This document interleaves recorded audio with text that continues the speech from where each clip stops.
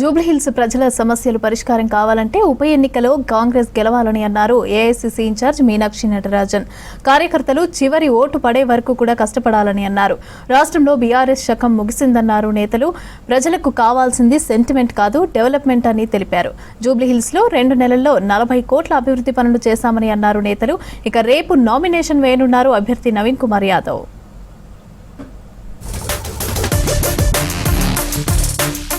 జూబ్లీహిల్స్ ఉప ఎన్నిక ప్రచారం స్పీడప్ చేసింది కాంగ్రెస్. ఏఐసీసీ, పీసీసీ నేతలు, మంత్రులు నియోజకవర్గంలో విస్తృతంగా పర్యటిస్తున్నారు. ఇవాళ రహమత్ నగర్, సోమాజిగూడ, యూసఫ్గూడ, షేక్పేట్ డివిజన్లలో బూత్ లెవెల్ కార్యకర్తల మీటింగులు నిర్వహించారు. AICC in-charge Meenakshi, PCC chief Mahesh Kumar, మంత్రులు వివేక్, పొన్నం పార్టీ నేతలతో సమావేశమై దిశానిర్దేశం చేశారు.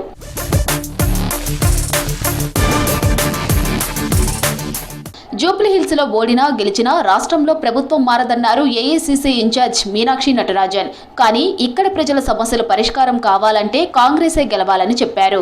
కార్యకర్తలు ఇంట్లో కూర్చుంటే ఎన్నికలు గెలవలేమని, చివరి ఓటు పడే వరకు రెస్టు లేకుండా పనిచేయాలని సూచించారు. టోలీ చౌక్ లో షేక్పేట్ డివిజన్ బూత్ లెవెల్ కార్యకర్తల మీటింగ్ లో పాల్గొన్నారు మీనాక్షి. ఏ ఎన్నికల్లో గెలిచినా అది కార్యకర్తల కృషి ఫలితమేనని చెప్పారు. अगर हम प्रदेश में या देश में सरकार में आते हैं तो वो केवल और केवल हमारे पोलिंग बूथ के कार्यकर्ताओं के कारण आते हैं. हमारे यहाँ पर एआईसीसी के सेक्रेटरी भी हैं, हमारे मंत्री भी यहाँ उपस्थित हैं, सभी नेता हैं मंच पर. हम आपको केवल एक ही बात कहना चाहते हैं, आने वाले समय में जो अपने पोलिंग बूथ में कांग्रेस को जिताएंगे उनको डिस्ट्रिक्ट कांग्रेस कमेटी में मौका मिलेगा. రాష్ట్రంలో బీఆర్ఎస్ శకం ముగిసిందన్నారు PCC chief Mahesh Kumar. Jubilee Hills seat Congress ఖాతాలో పడటం ఖాయమన్నారు. 10 ఏళ్ల బీఆర్ఎస్ విధ్వంస పాలనను ప్రజలు మర్చిపోలేదని చెప్పారు. ప్రజలకు కావాల్సింది సెంటిమెంట్ కాదని, అభివృద్ధి అని చెప్పారు. రహమత్ నగర్ లో బూత్ స్థాయిలో సన్నాహక సమావేశంలో పాల్గొన్నారు మహేష్ కుమార్. జూబ్లీహిల్స్ అభివృద్ధి చెందాలంటే నవీన్ యాదవ్ ను గెలిపించాలని పిలుపునిచ్చారు.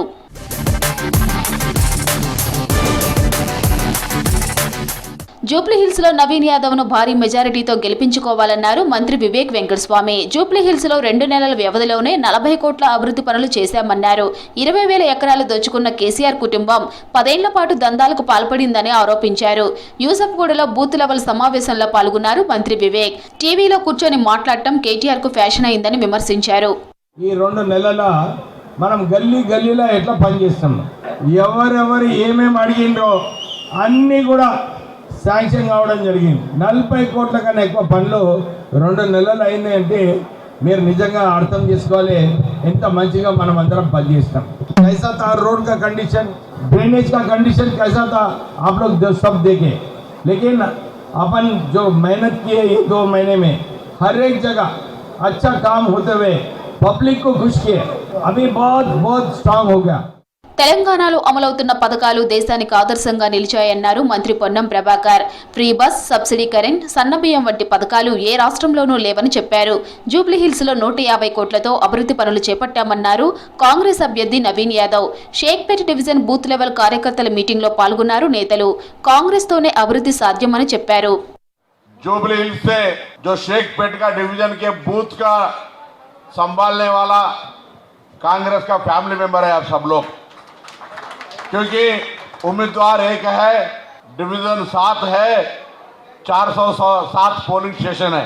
इसमें शेखपेट में जितने भी डिवीजन आता है, जितने भी पोलिंग स्टेशन आता है, उस पोलिंग स्टेशन में आप लोगों का जिम्मेदारी है, चाहे वो स्टेट लीडर हो, चाहे वो हैदराबाद शहर की लीडर हो, मगर आपका बूथ में मेजॉरिटी लेने का आपका ही फर्ज है, आपका ही जिम्मेदारी है. पिछले 3 महीने से हमारे मिनिस्टर साहब विवेक अन्ना, पोन्नमन्ना, तुम्मला साहब 150 करोड़ रुपए की डेवलपमेंट एक्टिविटीज़ कर. रेवंत अन्ना के इशारे पर जो कॉन्स्टिट्यूंसी के कई पिछले सालों से अनडेवलप्ड एरिया से जो पेंडिंग काम है वो पूरा कंप्लीट करने के लिए जो आदेश दिया है हमारे सीएम साहब, वो सब निभाते हुए 150 करोड़ रुपए के काम करें. अपन सब ये बड़े लोगों को शुक्रिया अदा रहना. రేపు జూబ్లీహిల్స్ లో నామినేషన్ వేయనున్నారు అభ్యర్థి నవీన్ కుమార్ యాదవ్. మంత్రులు నామినేషన్ కార్యక్రమంలో పాల్గొననున్నారు. తన నామినేషన్ కు కార్యకర్తలు తరలి రావాలని, ఎన్నికల్లో తనకు మద్దతు ఇవ్వాలని కోరారు నవీన్ యాదవ్. రాజకీయ నేతగా కాకుండా కుటుంబ సభ్యుడిగా భావించి తనను గెలిపించాలని కోరారు.